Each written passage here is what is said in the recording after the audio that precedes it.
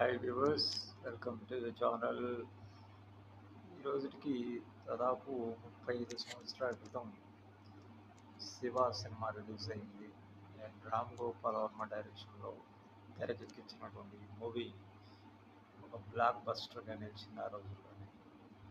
ఒక తెలుగు సినిమా చరిత్రలో ఒక కొత్త యాక్షన్ ట్రెండ్కి శ్రీకారం చుట్టినటువంటి మూవీ.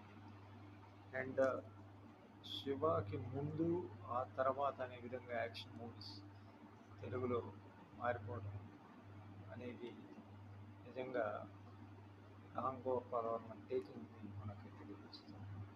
సో ఈ మూవీ కొత్త ట్రెండ్ని సృష్టించింది. మరి అదేవిధంగా నాగార్జున యొక్క కెరీర్లో ఒక గొప్ప విజయాన్ని అందించింది. నాగార్జున ఇండస్ట్రీలో నిలదొక్కుకోవడానికి ఈ మూవీ చాలా సహకారం అందించింది. సో ఆల్మోస్ట్ ఈ మూవీ తర్వాతే తనకి అనేక అవకాశాలు, తర్వాత అనేక భారీ బ్లాక్ బస్టర్ హిట్స్ వచ్చినాయి.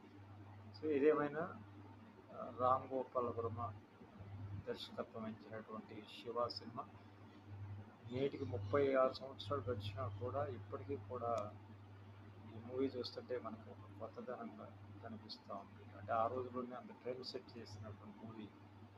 ఇళయరాజా మ్యూజిక్ దీనికి అదనపు సెట్. అండ్ అదేవిధంగా బాలు గారు అండ్ చిత్ర గారు, ఇంకా చెప్పేది ఏముంది, వాళ్ళ కాంబినేషన్ వచ్చినటువంటి సాంగ్స్ కూడా అద్భుతంగా, జానకి గారు.